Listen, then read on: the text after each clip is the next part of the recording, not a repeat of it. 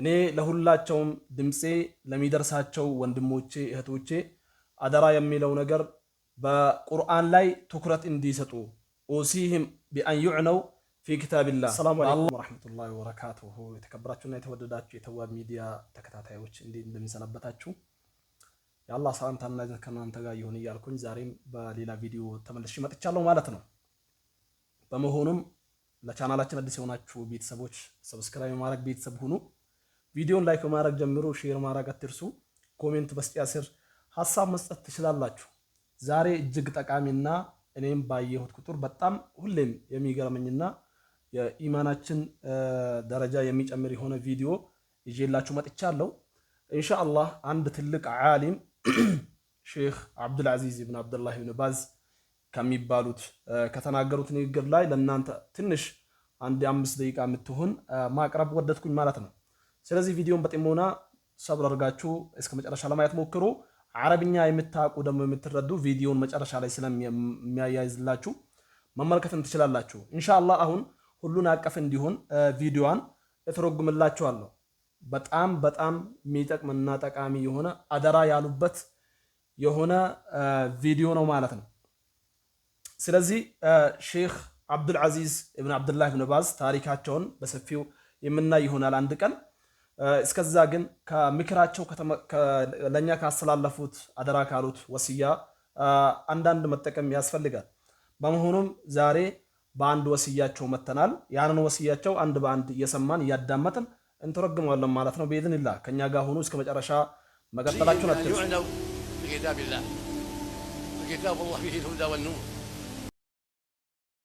ንግግሬ ለሚደርሳችሁ ሁላችሁም አደራ ማለት ይፈልጋለሁ በማለት ንግግራቸውን ይጀምራሉ።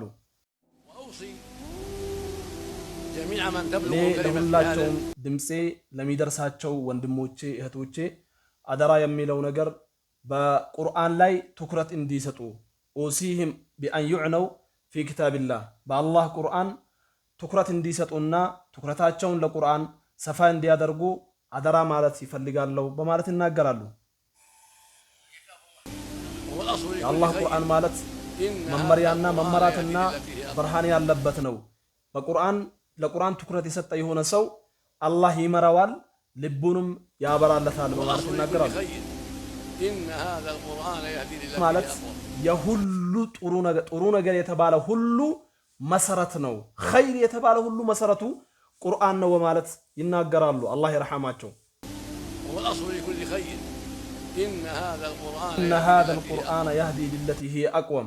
አላህ በቁርአን ላይ የተናገረውን በማንሳት ይሄ ቁርአን ይመራል፣ ሊለቲ ሂየ አቅወም ጥሩ ለሆነችዋ ስነ ምግባር ላማረች ለሆነችዋ ህይወት ይመራል በማለት በላቸው ነቢዩና መሐመድ ሆይ ሰለላሁ ዐለይሂ ወሰለም ላመኑ ምእመናኖች ቁርአን ሽፋ ፈውስ ነው፣ እንዲሁም ረሕማ እዝነት ነው። ለሙእሚኖች ቁርአን ፈውሳቸው ነው። ልባቸውን ይፈውሱበታል፣ አካላቸውን ይፈውሱበታል፣ ኢማናቸውን ያድሱበታል ማለት ይናገራል።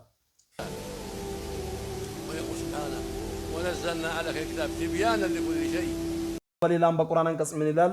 ወነዘልና ዐለይከ ልኪታበ ትብያነን ሊኩሊ ሸይ መጽሐፍን ቁርአንን አወረድን አንተ ጋር ለሁሉም ነገር ማብራሪያ ሲሆን ይሄ ቁርአን ለሁሉም ነገር ማብራሪያ ነው ሲል አላህ የተናገረውን ይናገራሉ ሼኹ ማለት ነው። መመሪያና ቀናቻና እዝነት የሆነ ነው ለአማኞች ይላል። ዋጅብ ዐላ አህሊል ዒልም ወዐላ ጠለበቲል ዒልም ወዐላ መን የቅረኡ ኪታበላህ ሒፍዘን አው ነዘረን ዓሊሞች ላይ አደራ ግዴታ የሚሆነው እንዲሁም ጣሊበል ዒልም እውቀት ፈላጊ በሆነ ተማሪም በዲን ተማሪ ግዴታ የሚሆነው በሚቀራም ሰው ግዴታ የሚሆነው ቁርአንን ሲቀራ በማየት በነዘርም ሊሆን ይችላል። እንዲሁም ደግሞ በቃል ደረጃም አላህ ፍቆት ሐፍዞ የሚቀራ የሆነ ሰው በሱ ላይ ግድ ይሆናል ይላሉ።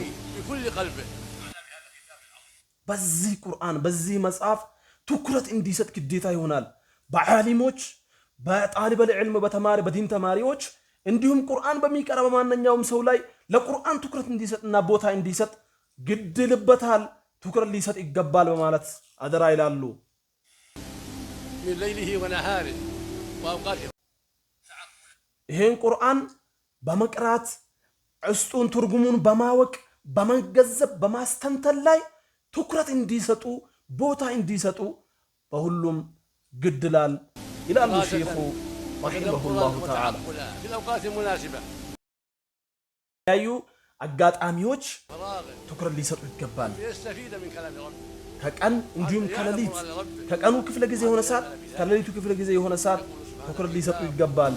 አንዘልናሁ ኢለይከ ሙባረክ ሊየደበሩ አያቲህ ያደርገው ቀን ከሌሊት ለቁርአን ቦታ ሰጥቶ ዓሊሞቹም ጣሊበል ዕልሞቹም እንዲሁም ደግሞ ሌላውም ቁርአን የሚያነበው ማህበረሰብ ከአላህ ንግግር እንዲረዳ እንዲገነዘብ ሁሌም ትኩረት ሊሰጥ ይገባል ይላሉ። የአላህን ንግግር ምን እንደተፈለገበት እንዲያቅና እንዲሁም ደግሞ ከአላህ ቁርአን እንዲጠቀም ነው። ኪታቡን አንዘልናሁ ኢለይከ ይሄ መጽሐፍ ነው አንተ ጋር ያወረድነው በማለት ይናገራል። ሊየደበሩ አያቲሂ ቁርአን ውስጡን ሊያስተንትኑት ሊያስተውሉት ሊረዱት አንተ ጋር ያወረድነው መጽሐፍ ነው በማለት አላህ ለነቢዩ ሰለላሁ ዐለይሂ ወሰለም ተናግሯቸዋል። ሼኽ እብን ባዝ ረሂመሁላህ አላህ ይዘንላቸውና ይሄንን መልእክት ያስተላልፋሉ።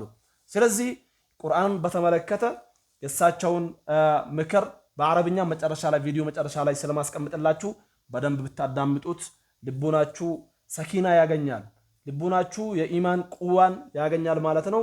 ስለዚህ ይህን ቪዲዮ ሼር በማድረግ የኸይር ስራ ተሳታፊ ሆኑ።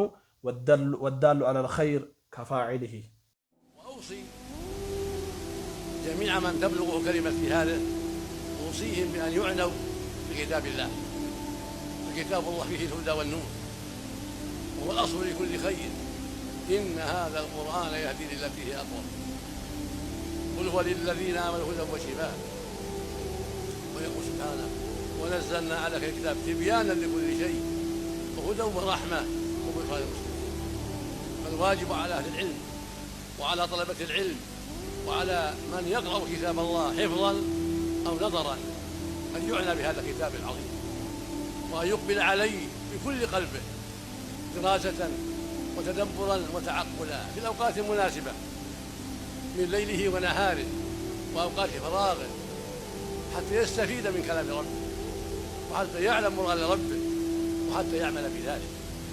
يقول سبحانه كتاب أنزلناه إليك مبارك ليدبروا آياته وليتذكر أولو الألباب.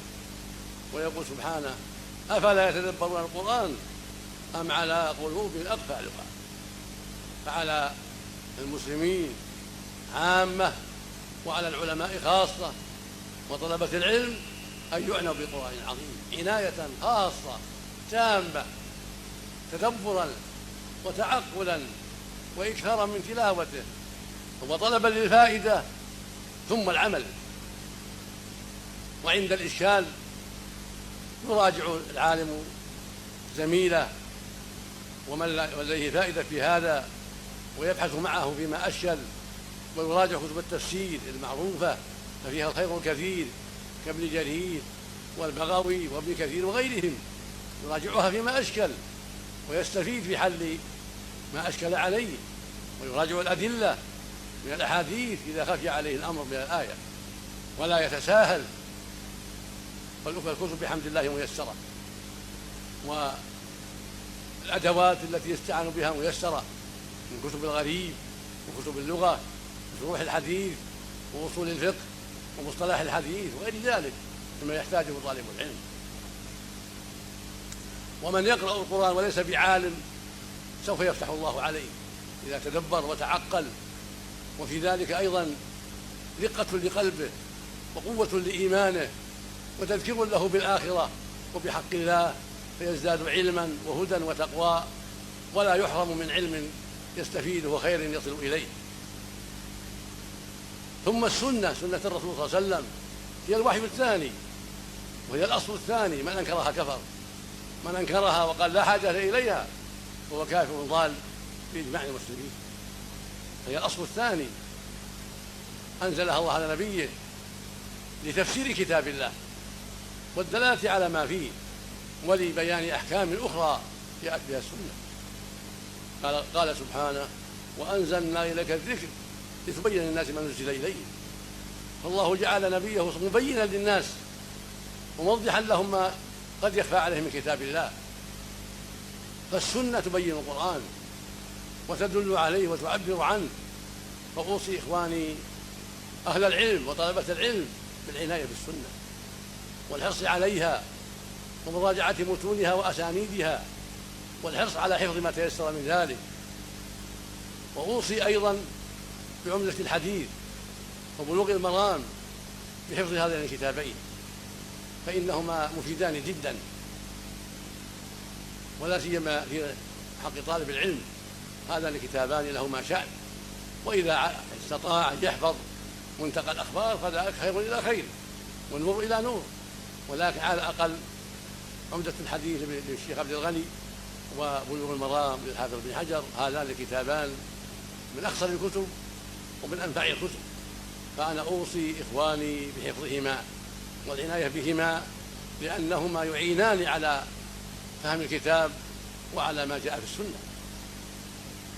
ثم أوصي أيضا إخواني جميعا من الرجال والنساء مع ما تقدم من العناية بكتاب الله والسنة، أوصي أيضا بسماع إذاعة القرآن، فإن بعض الناس قد لا يتيسر له القراءة وقد تكون قراءته ضعيفة، فينبغي أن يسمع قراءة القرآن من الإذاعة، ففيها خير كثير وفيها فائدة وفيها أحاديث دينية يستفيد منها طالب العلم ويستفيد منها العامة والخاصة والرجال والنساء. فأنا أوصي بإذاعة القرآن والاشتغال بسماعها والاستفادة منها، كما أوصي أيضا ببرنامج نور على الدرب. برنامج نور على الدرب فيه جماعة من أهل العلم يسألون ويجيبون، فأنا أوصي بسماع هذا البرنامج والاستفادة منه، ولا سيما لعامة الرجال والنساء، فإن الفائدة من ذلك عظيمة. فإن المؤمن والمؤمنة يستفيدان من هذا البرنامج وهما على فراشهما وهما في مجلسهما وهما في سيارتهما، وهذه نعمة من نعم الله وفضل من الله، فينبغي يستغل هذا ويغتنم هذا. ولا أحب أن أطيل، وأسأل الله عز وجل أن يوفقنا وإياكم للعلم النافع والعمل الصالح.